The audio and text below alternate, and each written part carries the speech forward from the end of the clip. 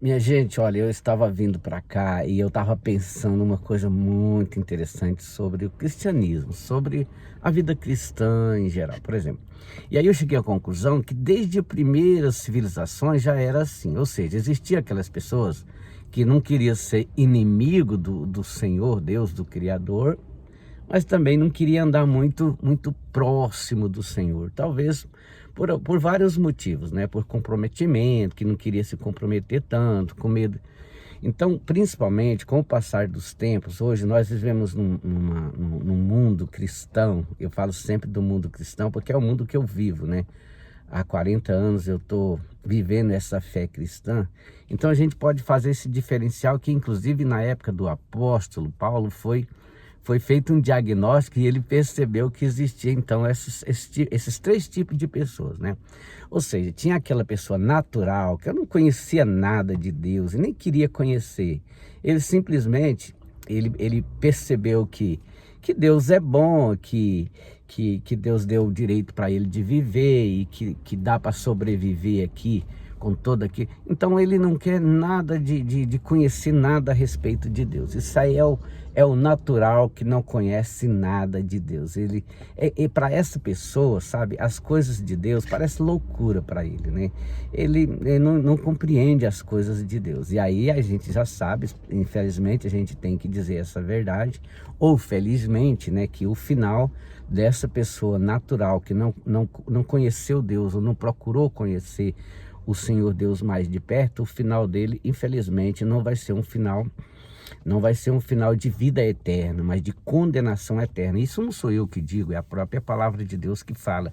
Se crê nele, não é condenado, mas se não crê, está condenado. No outro lugar, ele fala que ele mandou o seu filho para que todos aqueles que crê nele. Então, quer dizer que é para os que crerem. Então, infelizmente, nessa classificação aqui que eu faço, essa pessoa que escolheu viver uma vida sem conhecer o Criador, mesmo sem saber, quem foi que fez essa terra que você está pisando em cima dela? Não, eu também não quero saber. Eu sei que tem uma terra aqui, eu estou pisando nela e vou viver nela enquanto eu puder. Maravilha, só porque perdeu a grande oportunidade de conhecer aquele que te fez, né? Mas existe aquele outro tipo e se fosse nos dias atuais, seria cristãos, mas desde a época das primeiras civilizações, aquelas pessoas que conheceram a Deus, mas não quiseram fazer um comprometimento maior, e aí tem o porquê, né? Muitos motivos, porque as pessoas naquela primeira coisa, às vezes, é a questão de achar que quanto mais perto de Deus você chega, você precisa de ser mais santo, e a pessoa talvez não é isso que ele quer para ele quer viver uma vida mais desregrada, e faz até eu lembrar aqui do caso do filho pródigo, né? Quando ele saiu da casa do pai, ele achou que uma vida lá fora seria melhor. Seria uma vida de mais tranquilidade, de mais liberdade, não teria regras nenhuma. Ele pensou exatamente o contrário, tanto que depois ele mesmo se arrependeu do que ele tinha feito, lembra? Ele, eu penso assim, que ele pensava assim: meu Deus, para que eu fui sair da casa do meu pai? Eu pensei que lá estava cheio de regra, que tá pior ainda, porque aqui eu não posso nem comer essa comida que os porcos comem. Olha só como é que é você. Então existe muitas pessoas hoje, nos dias atuais, que ele quer ser cristão, ele conheceu de uma certa distância, ele quer seguir o Senhor, ele sabe que Jesus é o Salvador, só que ele entende, no entendimento dele, é que ele quer o Senhor Jesus só para ser o Salvador dele e pronto. Mas ele não quer o Senhor para governar a mente dele, a vida dele. Ele não quer se tornar uma pessoa comprometida com o reino do Senhor Jesus aqui na face da terra. Ele até fala de um reino no futuro, né? Ele acredita assim, que ele crendo, né? Crendo dessa maneira dele, né? Aqui no Senhor Jesus, ele respeitando o Senhor como Salvador, porque se fosse Senhor, ele seguia a orientação, né? Ele quer ele como Senhor, né? Conforme uma tal de uma graça que prega por aí, né? Então, debaixo dessa graça, ele continua fazendo aquilo que ele acha que é o certo. e às vezes até quer fazer alguma coisa para agradar ao Senhor, só que não é bem assim. É diferente de você querer agradar o Senhor, porque você conheceu Ele de uma certa distância, e aqui eu estou me lembrando de uma passagem que o Senhor Jesus, Ele mesmo, Ele disse assim, ó, que aquelas pessoas que estavam lá, eles não estavam ali por causa do milagre, que é o que eu digo hoje, se fosse hoje seria o milagre da salvação, o milagre de viver com Deus, né? Mas o próprio Senhor Jesus disse, eles estão aqui por causa do pão. Então, amados irmãos, naquela época já existia aquelas pessoas que seguiam o Senhor Jesus interessado no poder que Ele tem. E são milhares e milhares de pessoas que seguem o Senhor Jesus hoje, não segue, mas segue de longe, né? Interessado no poder que Ele tem para influenciar, seja no casamento, seja na empresa dele, sabe? E tem muitas igrejas que pregam isso. Agora, o terceiro tipo de cristão, é isso que eu quero falar, porque assim, sabe, é aquele cristão que compromete e acredita que viver do lado de Deus, mais do que isso, do lado do Senhor Jesus, e viver para o Senhor Jesus, é o que interessa para ele. Ele não tem medo de se entregar, de se lançar, de viver a vida que o Senhor Deus tem para ele. Ou seja, ele coloca a vida que Deus tem para ele no primeiro lugar, na mais absoluta certeza que as outras coisas vão ser acrescentadas. Isso não quer dizer que essa pessoa, ele vai deixar de ser um cidadão, vai deixar de pagar os seus impostos, vai deixar de ser esposo ou esposa, vai deixar, enfim. Mas quer dizer que, em primeiro lugar, antes dele ser um cidadão comum, ele faz parte do reino de Deus, como eu gosto de chamar de ser igreja do Senhor. Porque nós acreditamos que da mesma forma que num casamento há começa né, no namoro, depois o noivado, depois chega o momento da realização do casamento, mas em todo esse momento, a partir daquele momento, a noiva já fica comprometida com o noivo, como o noivo também fica comprometido com a noiva. Então, essa pessoa que eu estou falando para você, esse tipo de cristão genuíno que eu gosto de falar, né, é essa pessoa que a gente pode lembrar de quem? Ou a gente pode lembrar do próprio Enoque, que andou com Deus, né? Andar com Deus, esse andar com Deus a ponto de ser levado para Deus, é um andar com Deus com muita intimidade, com muita profundidade, com muito amor, com muita segurança, né?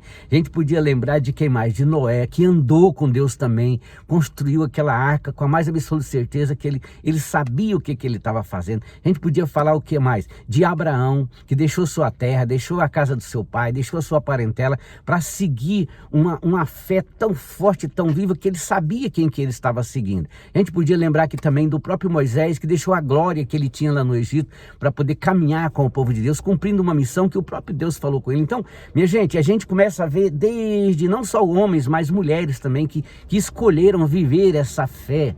A gente podia chegar então lá nos apóstolos, né, nos discípulos do Senhor Jesus, os quais deixaram tudo que eles estavam fazendo para trás para poder seguir um direcionamento que o Senhor Jesus passava para ele, passa para nós, né, que até hoje, através do Espírito Santo. Eles abraçaram aquela fé tão poderosa a ponto de ter a mais absoluta certeza que valia a pena, em primeiro lugar, ser povo de Deus, ser igreja do Senhor, ser discípulo do Senhor aqui na face da terra, que eu gosto de chamar igreja por causa da modalidade do casamento. Quando há esse comprometimento de uma noiva e o noivo, então pode ter certeza que vai ter um casamento, esse casamento vai gerar frutos e assim por diante. Quando há esse comprometimento da pessoa compreender o que é viver exclusivamente em primeiro lugar para Deus, isso, vou dizer mais uma vez, não quer dizer que você vai deixar de viver a sua vida. Porém, você vai viver essa vida com brilho nos olhos. Você vai viver essa vida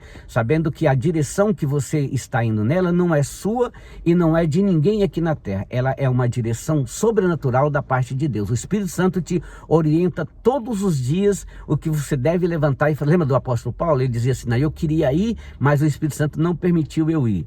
Né? Aí eu não ia vir, mas o Espírito Santo me orientou para vir. Então, Estou me lembrando aqui quando o apóstolo Paulo estava em determinado momento do seu ministério, e aí ele tinha que ir em Jerusalém, e aí aqueles, até uns profetas profetizou para ele que se ele fosse lá, ele seria perseguido. Ele falou: olha, eu estou pronto não só para ser perseguido em Jerusalém, mas até morrer por causa do evangelho. Vocês me entenderam agora? Então é quando você coloca no seu coração uma certeza tão grande de que depois dessa vida existe uma eternidade e que o Senhor Jesus é o Senhor, Deus deu a ele, o Pai deu a ele todo o poder e toda a glória, que você caminha com ele sem ter nenhuma sombra de dúvida. Então o que falta, minha gente, é esse tipo de fé, porque esse tipo de fé ele vai atrair milhões de pessoas que estão também inseguros, alguns sem conhecer Deus, outros estão conhecendo em parte, mas aí as pessoas querem conhecer, e é isso que falta nos dias atuais. Então eu oro todo dia para que o Senhor Jesus levanta pessoas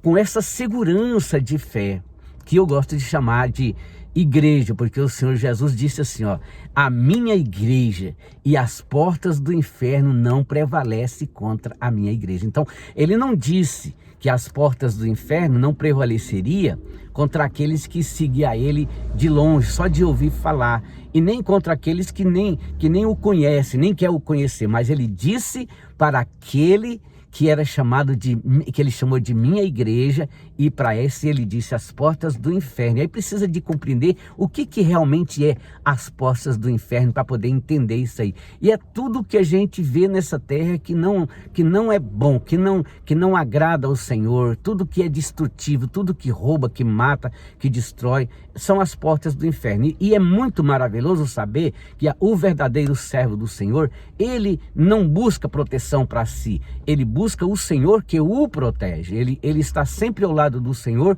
que o protege. Que fé maravilhosa, né? Deus abençoe a todos.